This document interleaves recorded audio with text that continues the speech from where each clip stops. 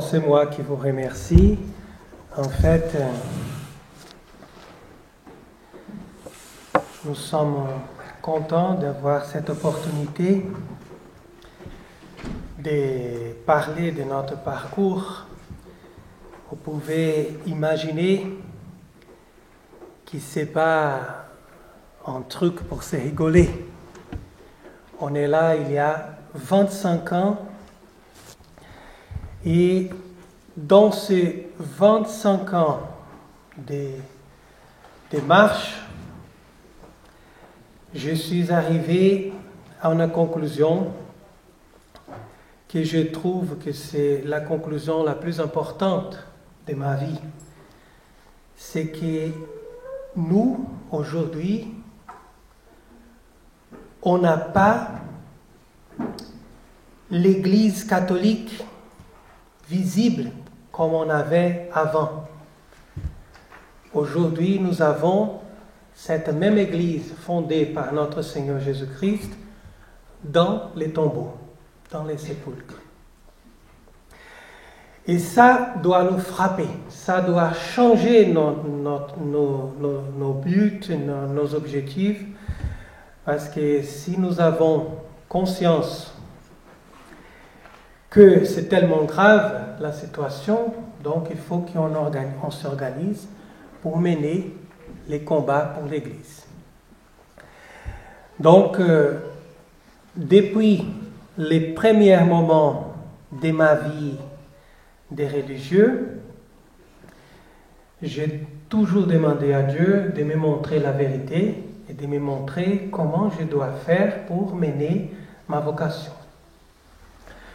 Parce qu'au début, j'étais très jeune, mon papa n'était pas d'accord avec cette vocation. Il me disait carrément, écoutez mon fils, aujourd'hui, l'Église, ce n'est pas une institution confiable. Et donc, vous allez entrer dans un milieu sale. C'est un milieu sale. Et moi, je ne suis pas content d'avoir un fils dans ce milieu-là. Donc, figurez-vous, avec quel encouragement on commence à mener cette histoire. Et donc, je n'avais pas beaucoup de choix parce que vous savez qu'au Brésil, nous avons une situation encore plus nuageuse, on peut dire. C'est pas évident du tout parce que nous n'avons pas beaucoup d'options, les choses sont pas claires. Et spécialement en ce moment-là, on parle de les années 90 où on n'avait pas comme aujourd'hui les conditions de communication, Internet, etc. Donc toutes les choses étaient plus difficiles. Par contre, j'ai mené cette formation parmi les séminaires modernistes. Donc on avait toujours des ennuis parce que vous savez, dans ces séminaires-là, ils disent n'importe quoi. Et vous qui avez la foi, soit vous perdez la foi, soit vous faites une opposition. Donc c'est déjà comme ça qu'on commence. Après beaucoup de contraintes, de difficultés, je suis arrivé à l'ordination. Et je n'étais pas religieux à cette époque-là. C'est l'année 2000. Donc, dans mon ordination, l'année 2000, j'étais ordonné par un cardinal, Lorscheider, qui était déjà évêque à l'occasion du Vatican II. Et lui, le cardinal Lorscheider, c'est intéressant qu'il était vraiment progressiste, point de vue théologique, mais il était conscient qu'il avait quelque chose qui ne marchait pas. Donc pour lui, les conciles étaient un échec. Un cardinal progressiste. Imaginez. Donc il disait carrément, les conciles étaient un échec, l'Église ne va pas pour un bon moment, et au moment donné, on va arrêter, on va tout arrêter, il disait. On va tout arrêter parce qu'on ne va pas avoir de vocation. Les évêques, on n'a pas de choix. Aujourd'hui, chaque moment, on regarde les prêtres pour essayer de trouver quelqu'un pour être un évêque. Et vous n'avez pas au minimum des qualités humaines pour choisir quelqu'un. Imaginez. Donc c'est quelqu'un qui était à fond conciliaire, ami de Luciani, de Jean-Paul I, mais déçu. Et à ce moment-là, c'est intéressant parce qu'il savait de mon intérêt pour la messe traditionnelle et pour les choses traditionnelles. Et en même temps, il s'y bagarrait pour mon ordination, parce que même dans l'institut où j'appartenais, les supérieurs, à un moment donné, ils voulaient arrêter mon ordination, un mois avant. Ils disaient non, on va arrêter, on ne va pas faire, parce que vous êtes irréconciliables, vous ne comprenez pas qu'est-ce que c'est l'Église, qu'est-ce que c'est les conciles. Et donc, à ce moment-là, ils voulaient arrêter. Et le cardinal, il a dit, si vous voulez ou pas, je viens et je l'ordonne. Je vais faire l'ordination, même si vous ne voulez pas. Donc, je trouve que c'est un miracle de Notre-Dame parce que ça a été vraiment un combat. Par contre, quelques mois après que j'ai été ordonné, le cardinal m'a dit, écoutez, ici au Brésil, il n'y a pas possibilité pour vous. Donc, je vais aller à Rome pour un consistoire avec les autres cardinaux et je vous amène avec moi pour que vous puissiez trouver quelque chose en Europe. Parce qu'au Brésil, vous êtes foutus, il disait. Donc, je suis venu à Rome avec lui et j'étais à la place Saint-Pierre un jour après avoir célébré la messe à la basilique de Saint-Pierre. Et j'ai trouvé deux personnages avec la soutane bien habillés, etc. Et j'ai demandé, mais écoutez, vous êtes d'où? Je voudrais rejoindre un institut plus traditionnel. Et ces personnages étaient Monseigneur Vac avec son secrétaire. Et donc, ils m'ont invité de venir à Florence, chez eux, dans le séminaire de l'Institut Christ III. Et là, j'étais tout jeune, gamin, je ne connaissais pas beaucoup de choses, mais j'ai trouvé extraordinaire les séminaires, la messe traditionnelle, etc. Donc, j'étais vraiment merveilleux par toute cette ambiance de séminaire que je n'ai jamais trouvé chose pareille au Brésil. Et je suis resté quelques mois chez eux. Et par contre, au bout d'un moment, je me disais, je ne sais pas expliquer, mais il y a quelque chose ici qui ne marche pas. Et surtout quand je voyais les ordinations, parce que dans les ordinations, il venait des cardinaux qui venaient de Rome, et donc ils amenaient tous ces gens avec une pompe, une gloire immense, mais après, ça me semblait un peu théâtral, on peut dire. Et donc, je disais, mais écoutez, je suis un gamin, je ne connais pas beaucoup de choses, mais je vois que vous avez une très belle liturgie, mais au niveau des doctrines, vous ne passez pas beaucoup de doctrines. Et ça me manque un peu. Il me fallait un peu parler de la religion. Et dans les cours qu'ils vous donnent, on écoute beaucoup de choses, mais vous ne parlez pas de la religion, de problèmes, de conciles, etc. J'ai entendu parler qu'il y a un problème ou n'a pas.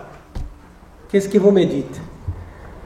Et donc, Monsieur Vac, à un moment donné, me disait, écoutez, soit vous arrêtez de faire poser des questions comme ça, soit vous rentrez au Brésil. Je vous demande d'être discret parmi nous.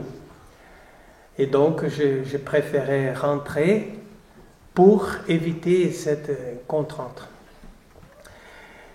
Et pour un autre miracle de Dieu, je trouve, dès que je suis rentré, j'ai appris qu'il avait un carme que j'ai connu pendant le temps que j'étudiais, qu'il était en train de faire la fondation d'un Carmel et qui cherchait un peu les règles primitives, la tradition, etc.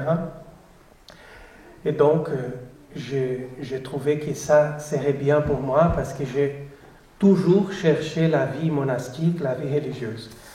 Donc, je suis venu chez eux et heureusement qu'on a eu vraiment un lieu extraordinaire pour mener la vie religieuse. Et donc, on avait une chapelle du 18e et on avait une petite maison sans toilette avec une chambre, une cuisine. C'est tout. Et avec ça, on a commencé à mener la vie religieuse et pendant 10 ans,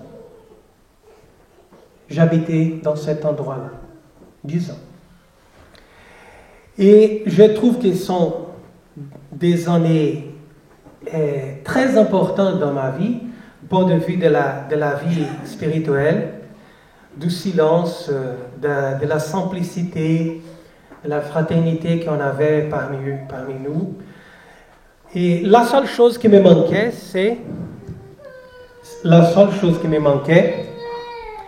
c'est la liturgie traditionnelle.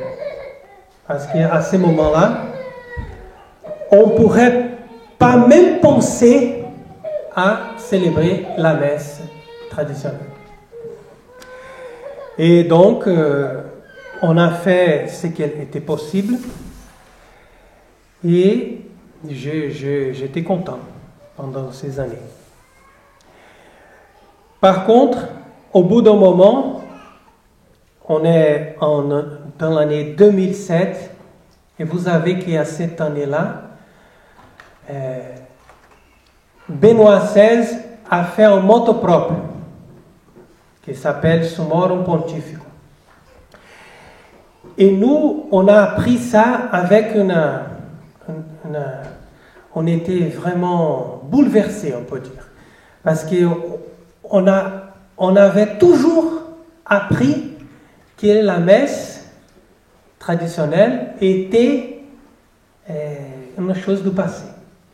Qu'il fallait faire la réforme, qu'il fallait faire notre messe, qu'il fallait célébrer bien l'autre messe, la messe nouvelle, etc., mais pas penser à la messe ancienne. Et donc, à ce moment-là, Benoît XVI nous disait, dans ses mots propres, que maintenant, dans l'Église, on a 2 messes. On a les rites ordinaires et les rites extraordinaires. C'est un peu ça, si vous voulez. Et on n'a jamais entendu parler de choses pareilles. C'est un peu bizarre, si vous voulez.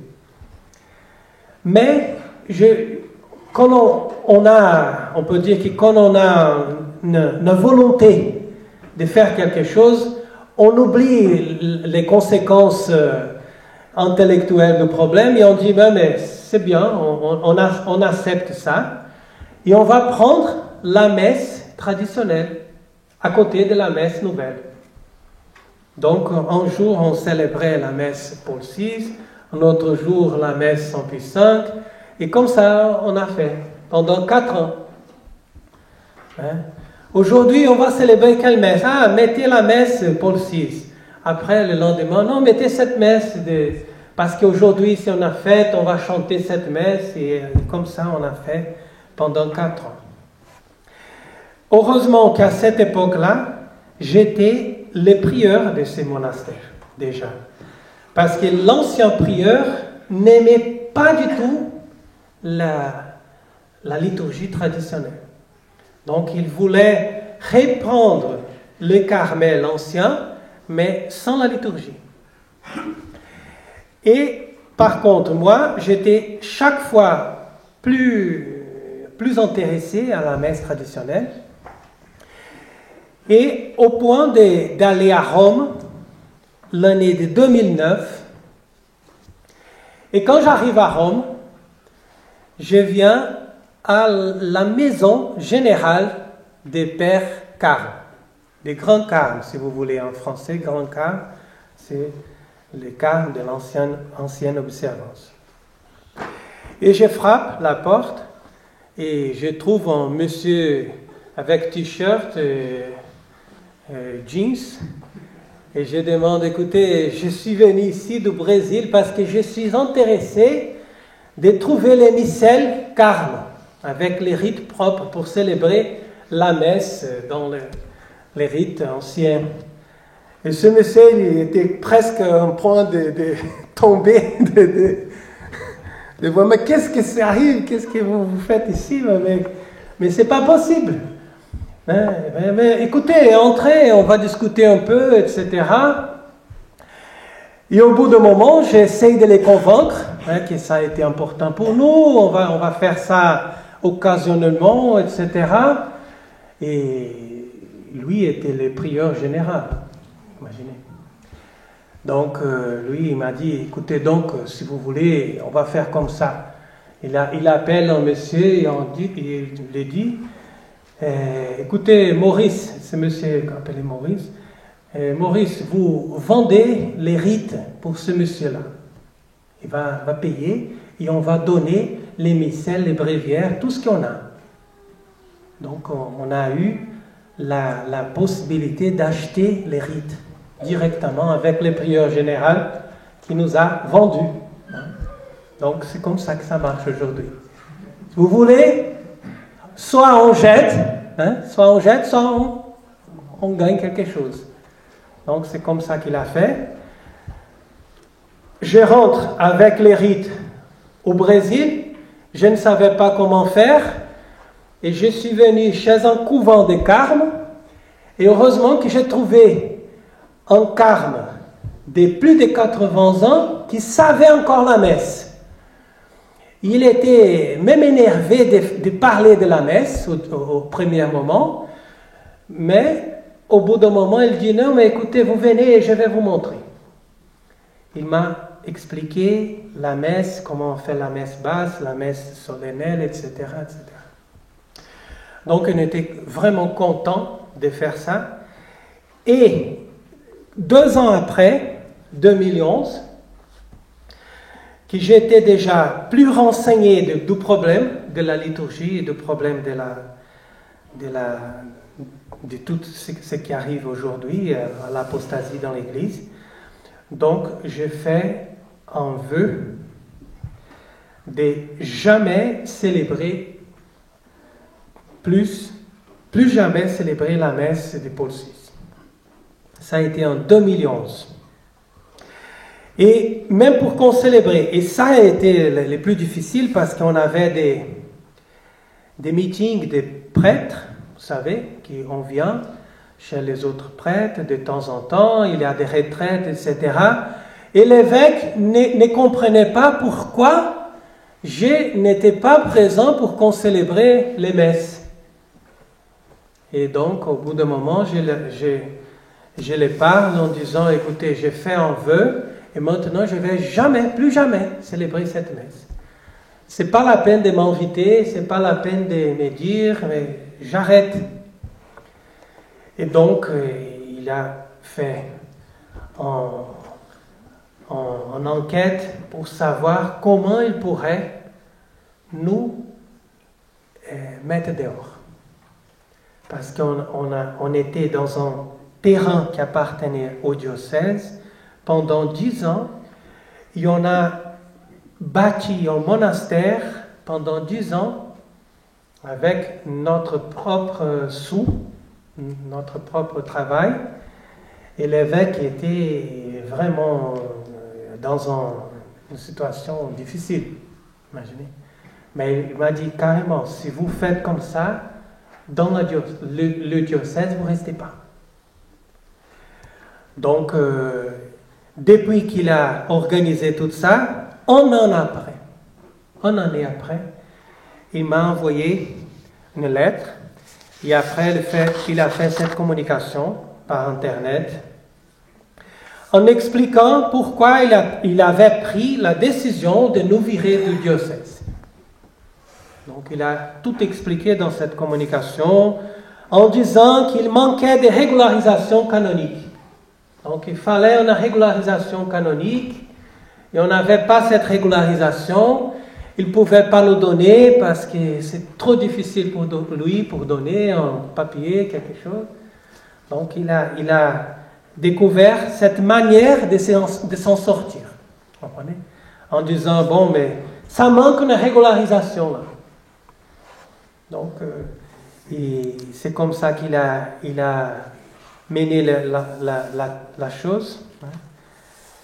Et du jour au lendemain, on n'avait pas de maison, on ne pourrait pas rester et on ne savait pas quoi faire.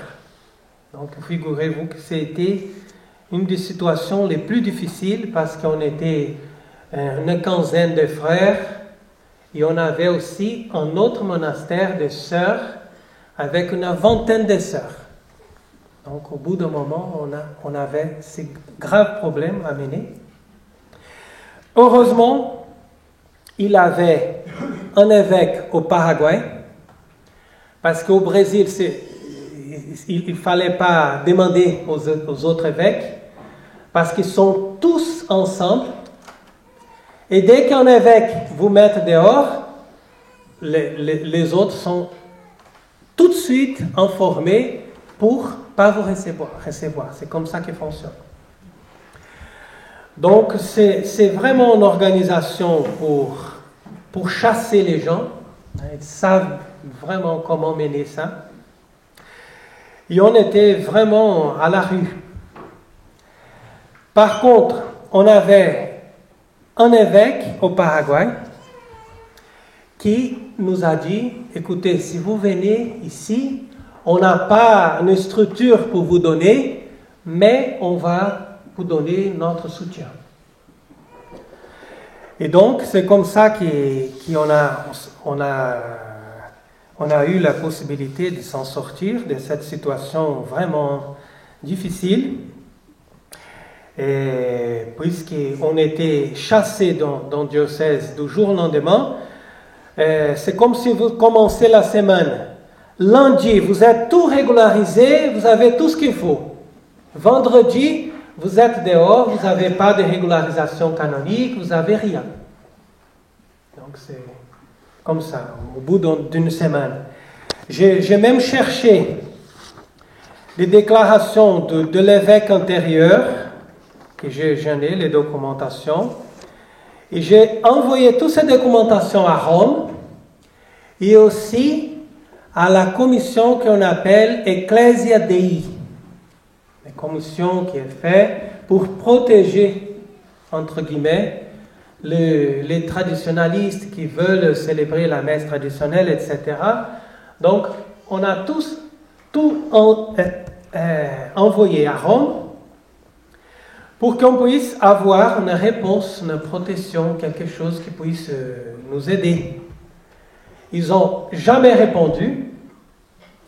Ils ont informé l'évêque qu'on avait des lettres contre lui.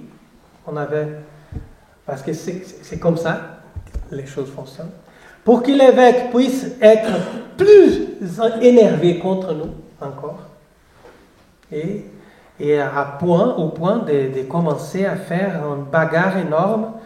Et on a dû sortir sans aucune indemnisation, aucun droit de tout ce qu'on a travaillé pendant 10 ans. Donc, à ce moment-là, j'ai croyé encore dans la justice dans l'Église. Et je pensais, bon, mais ça c'est temporaire. On va trouver la justice, ça va s'éclairer. Et on va voir que toujours dans l'Église, les choses correctes vont marcher et les méchants vont être chassés. C'est comme ça, hein, l'Église catholique, toujours. Et donc on pensait qu'aujourd'hui, c'est pareil. Donc l'évêque de Ciudad del Este nous a accueillis. Il m'a envoyé une lettre. Ça, c'est la première lettre d'acceptation dans sa diocèse, son diocèse, le début de 2013. Et donc, nous sommes arrivés au Paraguay sans rien. Et on habitait dans les maisons de poules. Ils ont déménagé les poules. On a nettoyé pour habiter. Donc c'est comme ça qu'on a fait. Hein. Heureusement qu'il n'était pas froid comme ici. Donc on était contents. Et au bout de 2 ans, on avait bâti un monastère. Avec tout ce qu'il faut, plus de 20 chambres et une église grande, si grande comme ici, une église, nous avons. Une dépense vous pouvez calculer vers 300 000 euros. Au bout de 2 ans, on avait 300 000 euros. On a bâti un monastère. On a eu un terrain que la personne nous a donné. Et donc, on était bien installés, sans problème. Et en plus, on avait le droit de célébrer que la messe traditionnelle du rite carme. Donc, on était bien établis, aucun problème. Par contre, vous savez bien qu'on a eu un changement aussi dans l'Église. Hein? Et ce qu'on avait avant, Benoît XVI, qui n'était pas tout à fait catholique, mais encore, on avait quelques libertés. Après, on a eu un monsieur qui s'appelle François. Je ne sais pas si vous avez entendu parler de lui. Il vient de l'Argentine. Et pour nous casser, c'est encore plus facile parce que Argentine, si vous voulez, c'est à côté de Paraguay. Et l'évêque, notre évêque là au Paraguay, était un ennemi des années du cardinal archevêque de Buenos Aires. Donc, depuis les premiers, pour que vous puissiez imaginer, depuis les premiers moments du conclave, on priait pour quelque chose, mais jamais ce monsieur-là qui soit pape. Parce que s'il arrive, on est foutu.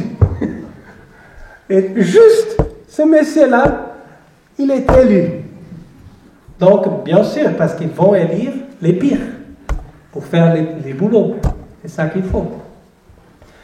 Donc, du jour au lendemain, on était déjà chassés.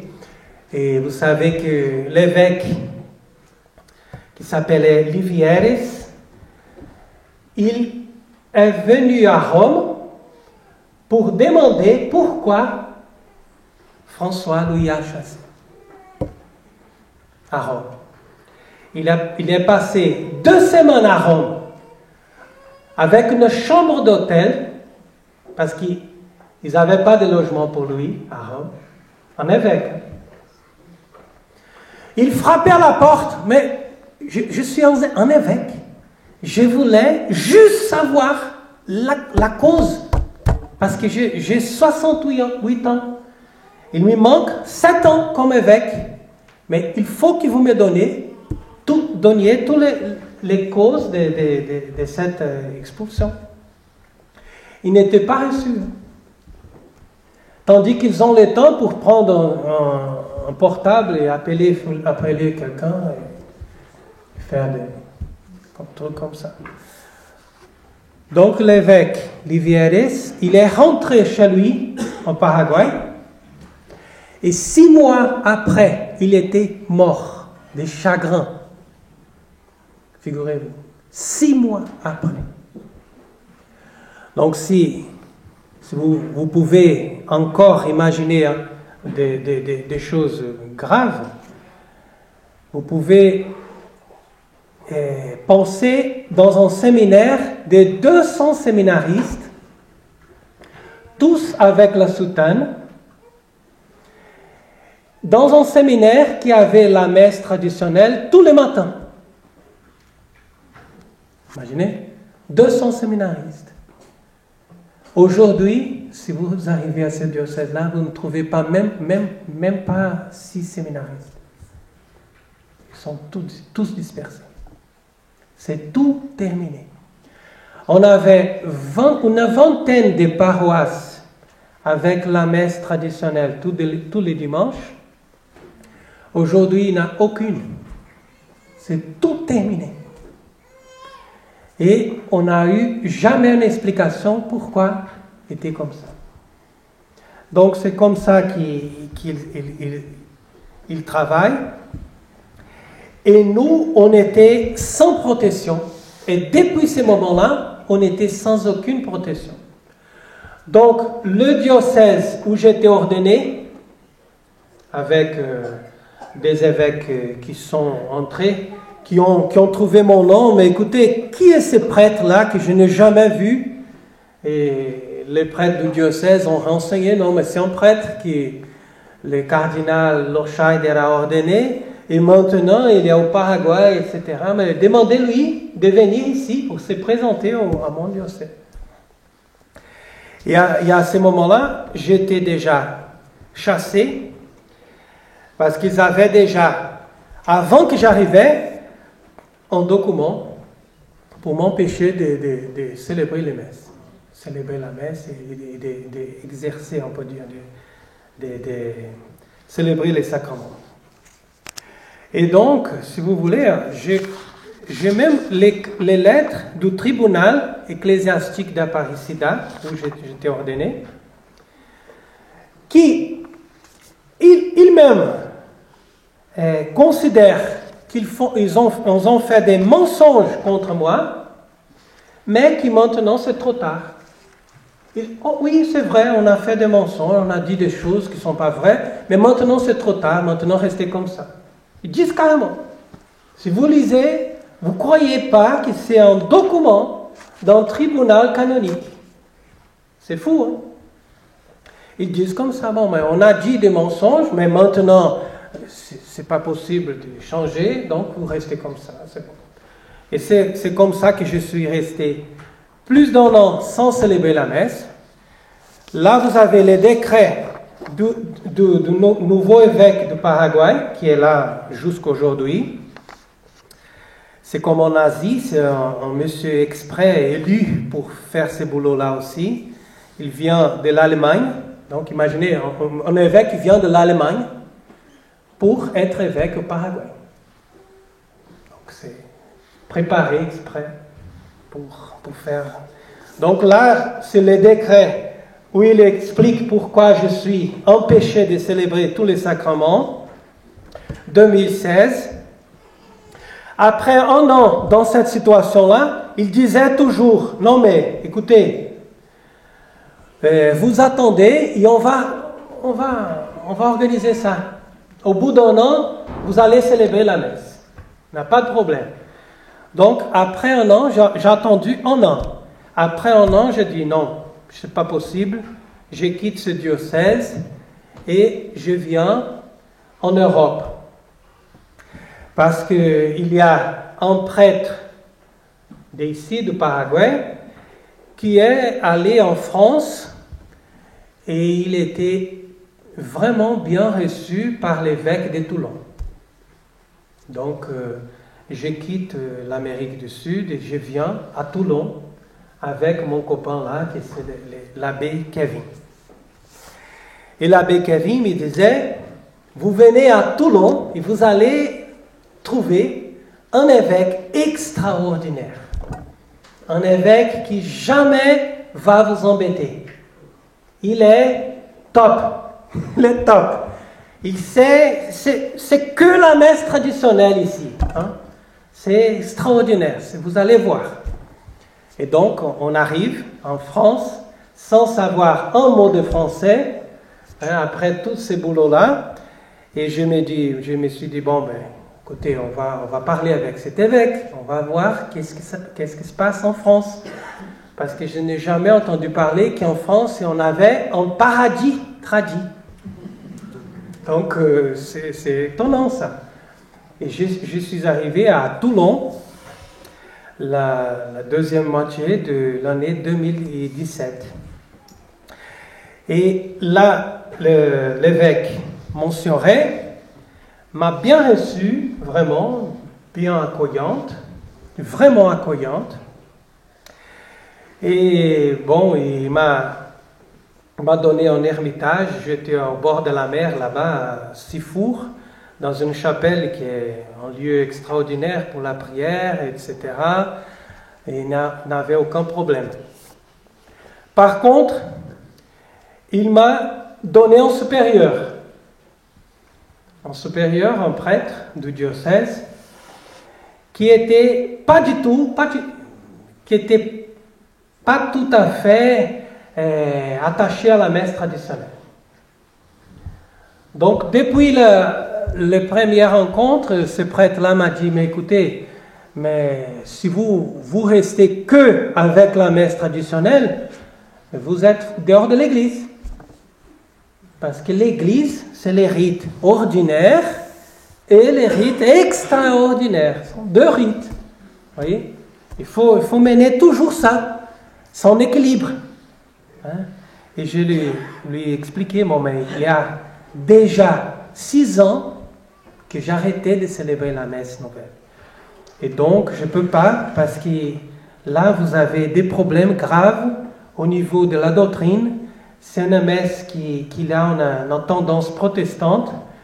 Et dès que je célèbre cette messe, je vais avoir un problème de conscience. Il m'a dit, non, mais donc vous êtes contre les papes, contre les évêques, et vous êtes dehors de l'église. On ne peut pas rester comme ça. Et donc il a commencé à faire des problèmes. Là, j'ai le document aussi de quand j'étais à Toulon. Et donc, j'étais pas à l'aise dans ce diocèse-là. Et au bout d'un moment, ce prêtre-là m'a dit carrément, écoutez, si vous voulez rester dans notre diocèse, à partir de ce jour-là, il faut que vous veniez à la paroisse et vous allez célébrer la messe à la paroisse. Je lui ai dit, mais je peux célébrer la messe, mais la messe traditionnelle. Est-ce que c'est bien pour vous? Non, non. C'est la messe de la paroisse que vous allez célébrer. Donc, je m'ai rendu compte que ce paradis n'était pas tout à fait exact. Et donc, je dis, mais non, j'arrête. Je quitte le diocèse parce que je vois qu'il n'y a aucune solution. Toujours, c'est le même problème. Soit vous êtes d'accord, soit vous n'êtes pas d'accord. Et moi, je ne suis pas d'accord avec le Vatican II, messe nouvelle, et tout ça que vous avez eu depuis ce moment-là d'apostasie dans l'Église. Donc, ils m'ont invité, charitablement, de quitter l'endroit où j'habitais. Et donc, j'ai pris mes affaires et je suis venu chez les Dominicains d'Avrier, que j'ai entendu parler d'eux.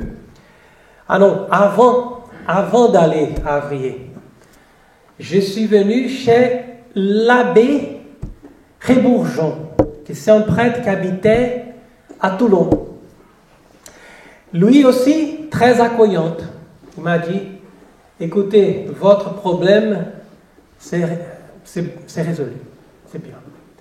Il n'y a pas de problème. Vous venez à la fraternité que vous allez avoir tout ce qu'il faut. La liberté d'avoir la messe traditionnelle et tout ce que vous voulez pour mener l'Église catholique. Bon, mais j'ai dit, mais c'est extraordinaire. Qu'est-ce que je dois faire, donc? Il m'a invité à venir à Menzingen. en Suisse. Et je ne sais pas si vous savez qu'en Suisse, il y a la maison générale de la fraternité. À cette époque-là, on est 2018, donc je suis venu et je viens parler avec Monseigneur Fellet. Et Monseigneur Fellet, très accueillante, et il me regardait, non mais vous êtes jeune, c'est bien, on a besoin de prêtres, on a besoin de carmes, etc. Bon, mais écoutez, donnez-moi vos documents. Qu'est-ce que vous avez comme documents? Qu'est-ce qui se passe, etc. Est-ce que vous avez des problèmes avec les évêques? Oui, c'est ça. Il y a des documents, il y a tous les dossiers ici. Vous avez des lettres de Rome, etc. contre moi. Il regarde, etc. Bon, mais écoutez. Dans ces cas-là, on ne peut pas vous aider. Parce que vous avez des problèmes avec Rome. Et nous, sachez que nous, on a un bon rapport avec Rome. Et dès que j'ai entendu ça, j'étais étonné parce que je pensais, mais écoutez, mais vous n'êtes pas l'œuvre de Monseigneur Lefebvre. J'ai entendu parler de lui. Il était quelqu'un qui a fait en opposition à tout ça, non? Il a dit, oui, mais c'est pas tout à fait comme ça. C'est pas tout à fait comme ça. C'est une opposition, mais comme c'est comme ça, on fait les critiques.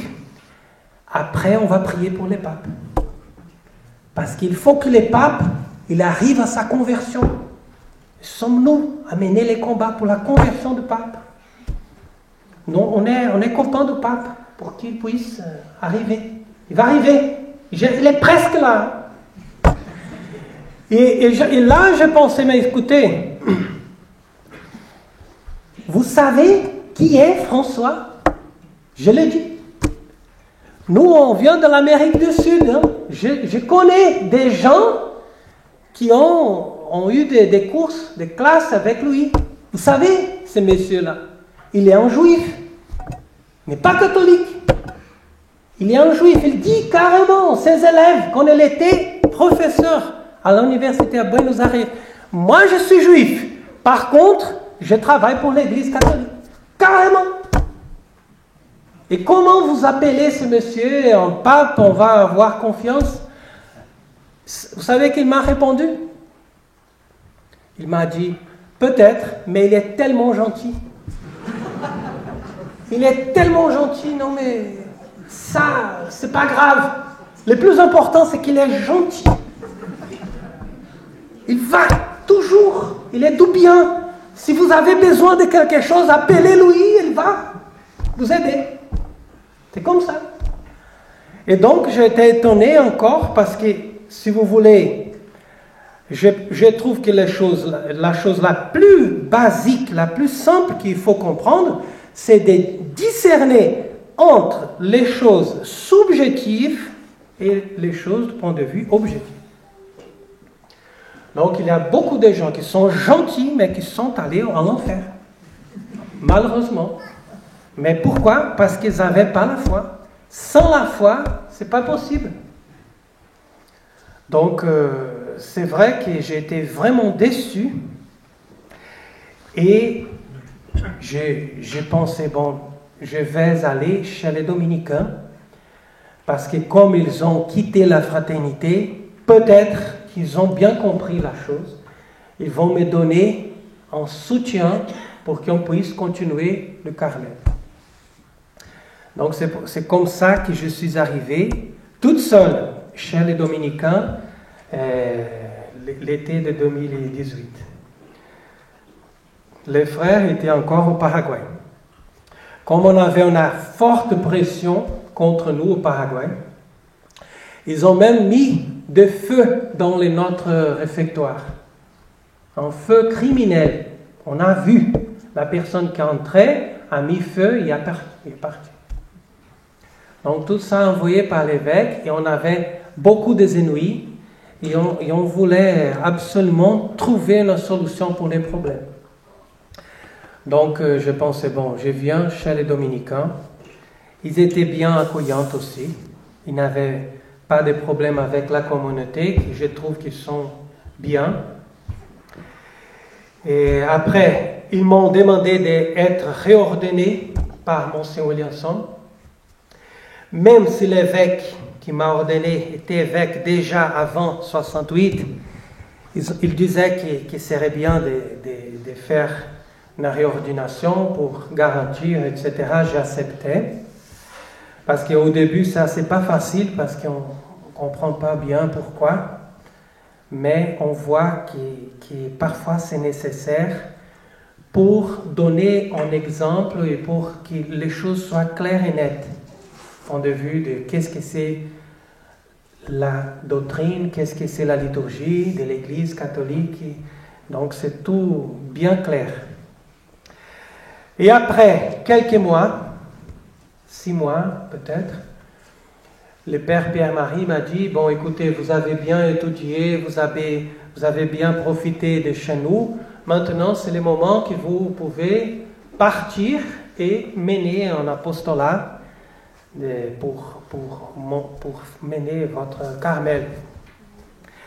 Et donc on est parti et on a commencé à habiter chez un monsieur qui nous a hébergés pendant plus d'1 an, presque 2 ans, au Puy-en-Velay, là, aux côtés de Puy-en-Velay. Et donc on était bien là-bas, chez lui. Et on avait tout ce qu'il faut sans problème. Par contre, au bout d'un moment, l'évêque du Puy m'écrit une lettre parce que le curé de la ville de Craponne a appris qu'on était là. Donc il a pris tous les coordonnées, mon nom, etc. Il a demandé à l'évêque au Brésil pour savoir si on avait autorisation pour être là. Et dès qu'il avait appris qu'on était des gens qui ne sont pas tout à fait bienvenus, donc l'évêque du Puy m'a écrit en disant « Si vous quittez pas mon diocèse, je vais embêter votre titre de séjour. » En disant carrément ça. Donc on était obligés de partir à cause de ça, parce qu'on avait une menace direct, comme ça, pour quitter. Et c'est vrai qu'on n'avait pas d'apostolat, on n'avait pas de fidèles, mais même comme ça, notre présence gênait absolument cet évêque. Donc, on a dû partir. Et donc, c'est comme ça qu'on est arrivé ici, en Rennes, dans la région en Bretagne, pour essayer de continuer notre démarche pour installer notre vie religieuse. Puisqu'on a arrivé à une conclusion que l'Église qui se présente aujourd'hui comme Église catholique, elle n'est pas l'Église catholique. Et pourquoi je suis arrivé à cette conclusion-là? Parce que dès que vous avez une institution, vous devez savoir qu'est-ce que c'est le cerveau de cette institution. Qu'est-ce que cette institution vous propose? Et je trouve que la grande mensonge de l'Église moderne, c'est de dire que nous, on est la même Église d'avant. Mais on va avoir une chose parallèle, qui c'est Vatican II. Et donc, ils disent qu'ils ont l'Église d'avant et en même temps Vatican II, qui c'est une chose opposée. Et là, vous allez trouver dans les psaumes 54, cet passage, c'est très intéressant si on regarde. C'est un psaume qui dit comme ça. Quoniam vidi contradictionem in civitate. C'est-à-dire, j'ai vu qu'il avait une contradiction dans cette ville. Donc, il avait une contradiction. Quelque chose qui était contradictoires. Et quand j'ai remarqué ces psaumes, je me suis rendu compte que c'est exactement mon expérience pendant plus de 20 ans à l'Église moderne. Il y avait une contradiction qui faisait que l'Église puisse pas jamais se présenter comme l'Église catholique. Les choses ne sont pas claires. Et dès que les choses ne sont pas claires, vous n'allez pas avoir la justice. On n'a jamais la justice. Et c'est avec cette tristesse, cette angoisse qu'on arrive à cette conclusion parce qu'on n'a pas d'autre chose. C'est ça qui est difficile. Et donc, j'ai trouvé important faire un témoignage de tout mon parcours parce que je trouve qu'il y a beaucoup de gens qui, au bout d'un moment, ils arrivent à cette conclusion-là, mais ils ne voient pas d'espoir.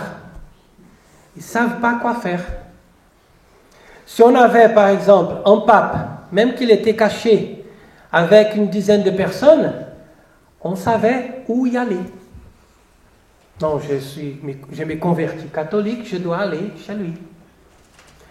Mais c'est juste ça que je trouve que c'est la compréhension pleine du mot apostasie qu'on trouve dans la lettre de Saint Paul aux Thessaloniciens. Parce que Saint Paul, il parle d'apostasie avant la venue de l'Antéchrist. Et les pères de l'Église, ils disent exactement ça. Qu'est-ce que c'est l'apostasie? L'apostasie, c'est un jour qu'on ne va pas trouver l'Église catholique. On ne va pas trouver, on va chercher partout et on ne va pas trouver. On essaye de faire quelque chose, quelques communautés comme nous avons ici, mais vous savez, on n'est pas complet. On n'a pas l'Église comme un ensemble, comme on avait toujours.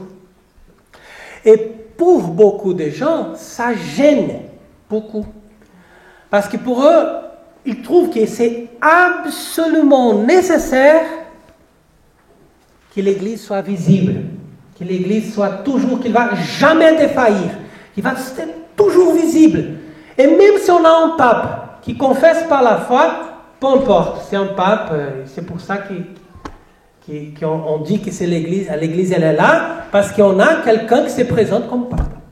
Peu importe s'il est à la foi ou pas. Vous voyez? Donc c'est ça que je trouve, que c'est absolument méchant. C'est méchant de mener les gens avec ce mensonge-là. Et de reconnaître un pape comme pape s'il ne confesse pas la foi. Pourquoi? Parce que vous allez dépenser toute votre vie dans un mensonge. Et au bout d'un moment, quand vous arrivez à la conclusion, bon, mais j'ai été trompé, c'est dur, hein, c'est trop tard. Vous avez déjà dépensé beaucoup d'argent, vous avez dépensé toute votre jeunesse, vous avez prêché en vain et vous avez arrivé à rien. Vous voyez? Et donc, je trouve que c'est très important aujourd'hui qu'on mène ces combats avec la clarté de la vérité. La clarté de la vérité. On commence l'Église dès que nous avons un pape qui confesse la foi comme les autres papes ont confessé. C'est-à-dire d'une façon claire, d'une façon intégrale, d'une façon que si vous êtes plus catholique que les papes, il y a quelque chose qui ne marche pas. C'est pas possible. C'est pas à nous de prier pour la conversion du pape. C'est impossible de trouver un truc comme ça. Par contre, comme ces gens, ils nous empêchent de voir la vérité, dès que vous arrivez par la souffrance pour soi-même, c'est vraiment difficile. Ce sont des gens vraiment, on peut dire, qui sont des gens qui sont gâtés par Dieu, comme vous, par exemple. Je vois des enfants qui, depuis qu'ils sont nés, ils sont déjà dans une communauté qui dit carrément qu'est-ce que c'est la vérité et qu'est-ce que c'est le problème de l'Église. Là, c'est un cadeau de Dieu. C'est vraiment un cadeau de Dieu. Parce que c'est dur et c'est triste, c'est très difficile. Et on a beaucoup de gens qui sont jusqu'aujourd'hui dans cette ténèbre. Et j'ai préparé aussi ce texte du pape Grégoire XVI, que je trouve que c'est édifiant de lire ça, pour qu'on puisse comprendre qu'est-ce qui se passe. Parce que ce pape-là, il va nous dire, c'est vrai, avec une profonde douleur, et l'âme accablée de tristesse, que nous venons à vous. Ça, je trouve actuel. Hein? Ça, c'est de l'encyclique Mirarivos.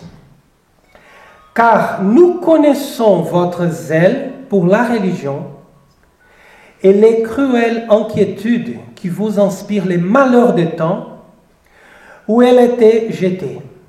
Nous pouvons dire en toute vérité, maintenant, c'est l'heure accordée à la puissance des ténèbres pour vous cribler comme les froment, les enfants d'élection. Oui, bon, c'est profond ça. Maintenant, c'est l'heure. Il parle en 1832. Il a presque 100 ans. Il nous dit carrément, c'est maintenant l'heure d'accorder à la puissance des ténèbres pour vous cribler comme les froment, les enfants de l'élection. La terre est vraiment dans les deuils. Elle s'est dissout, infectée par ses habitants. Infectée par ses habitants. Vous voyez, c'est pire que les Covid. Hein? Ils ont en effet transgressé les lois, changé la justice et rompu les pactes éternels. Ils ont rompu les pactes éternels. Les rites sacrés, les droits, les institutions de l'Église, ce que sa discipline a de plus sainte, rien n'est plus à l'abri de l'audace des langues d'iniquité. Voyez, rien n'est plus à l'abri. On persécute cruellement notre chair des Roms. Voyez, on persécute cruellement notre chair des Roms. Et aujourd'hui, il est content, il va voyager, il est tranquille. Pourquoi ça? En 1832, ils étaient acharnés, contents. Et aujourd'hui, tous sont contents. Vous voyez comment c'est bien être gentil, hein? Comment ça change tout. Vous voyez, cruellement, et ce siège du bienheureux Pierre, sur lequel le Christ a posé les fondements de son Église. Sur lesquels le Christ a posé les fondements de son Église. C'est ça la question. Et les liens de l'unité sont chaque jour affaiblis de plus en plus, ou rompus avec violence. La divine autorité de l'Église est attaquée. On lui arrache ses droits, on la juge d'après des considérations toutes terrestres, et à force d'injustice, on l'a dévue au mépris des peuples. On l'a réduit à une servitude honteuse. On l'a réduit à une servitude honteuse. Méditez toujours sur ça. C'est la réalité aujourd'hui. L'obéissance due aux évêques est détruite et leurs droits sont foulés aux pieds. Donc aujourd'hui, c'est tout terminé. On entend retentir les académies, les universités des opinions nouvelles monstrueuses, et ce n'est plus en secret ni sourdement qu'elles attaquent la foi catholique. C'est une guerre horrible et impie. Aussi, une fois rejeté le lien sacré de la religion, qui seul conserve les royaumes et maintiennent la force et la vigueur de l'autorité, on voit l'ordre public disparaître. Vous voyez, aujourd'hui, c'est tout écrit. C'est pour ça, on rejette les liens sacrés de la religion, qu'est-ce qu'on va voir? L'ordre public disparaître. L'autorité malade. Et toute puissance légitime menacée. Vous voyez, aujourd'hui, qu'est-ce que vous avez? Des puissances illégitimes. On ne peut pas trouver des puissances légitimes aujourd'hui. Ils étaient déjà menacés à cette époque-là. Aujourd'hui, ils sont disparus. Donc, d'une révolution toujours prochaine, abîme des malheurs sans fond, qu'ont surtout creusé ces sociétés conspiratrices dans lesquelles les hérésies et les secrets ont, pour ainsi dire, vomi tout ce qu'il y a dans leur sang, des sacrilèges et des blasphèmes. Connaissez ça? Mirarivos. C'est impressionnant. Car c'est à nous d'élever la voix. C'est à nous d'élever la voix. Et d'empêcher par nos efforts réunis que les sangliers de la forêt ne bouleversent la vigne et que les loups ne ravagent les troupeaux du Seigneur. Donc, sur les deux, les sangliers et les loups. Deux animaux qui sont déjà occupés le siège apostolique. Et voyez, qu'est-ce qu'il dit encore? C'est à nous de ne conduire les brebis que dans les pâturages qui leur soient salutaires. Vous voyez, qu'est-ce que c'est? C'est énorme aujourd'hui, ça. Et où l'on n'est pas à craindre pour elle une seule herbe malfaisante. Donc, c'est-à-dire, vous ne pouvez pas amener les brebis dans les pâturages où vous allez trouver une herbe malfaisante. Ça suffit pour empoisonner tous les brebis. Vous voyez? La vision d'un vrai pape, qu'est-ce que c'est? C'est droit, c'est catholique, c'est toujours dans la même direction. C'est pas comme on voit aujourd'hui, ils disent quelque chose, après le soir c'est différent, le lendemain c'est au contraire, et comme ça qu'on doit s'habituer, non? On ne doit pas s'habituer. Il faut rentrer dans l'Église catholique pour ces mots-là. Et donc il va dire, ainsi donc pour réprimer leur audace de ceux qui s'efforcent ou d'anéantir les droits du Saint-Siège, ou de détacher les églises dont il est le soutien et la vie, inculquer sans cesse aux fidèles des profonds sentiments de confiance et de respect envers lui, c'est-à-dire envers les papes. Donc je trouve aujourd'hui qu'ils n'ont pas fait ça, et c'est pour manque de cet attachement à la doctrine et au pape qu'on est arrivé à telle imposture. Parce que nous, on n'était pas capable de faire arrêter ces gens qui sont des criminels et qu'aujourd'hui, ils ont pris la possession de l'Église. Ils ont pris la possession de tout ce que l'Église avait. Et donc, dit encore le pape Grégoire XVI, faites retentir à leurs oreilles ces paroles de Saint Cyprien. C'est en erreur de croire être dans l'Église lorsqu'on abandonne le siège de Pierre, qui est le fondement de l'Église. Donc, c'est une phrase comme ça qu'on doit toujours garder.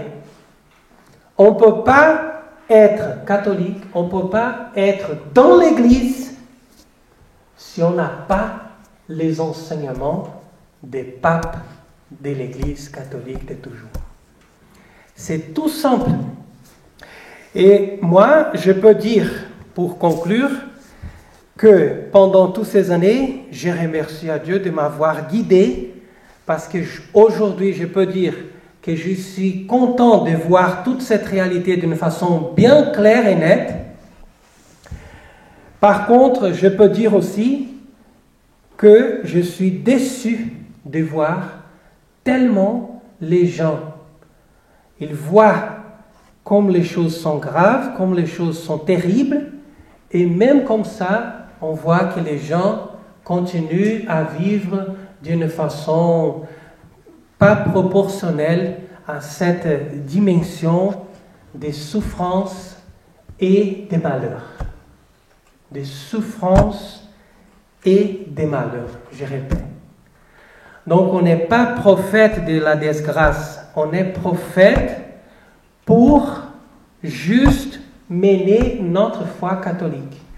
Et s'il y a aujourd'hui quelqu'un qui veut vraiment être catholique, on doit toujours porter dans nos cœurs le même sentiment de l'Église, sentiment des malheurs et des souffrances. Et je termine avec une citation de Pierre Hilard dans son préface pour le livre Les réseaux Rampolla, qui je trouve assez prophétique. Il va dire « Seul un grand malheur, avec son lot de souffrances, peut remettre d'aplomb une humanité obligée de revenir au bon sens sous l'action de la Providence. » Et mes bien chers amis, écoutez bien ça.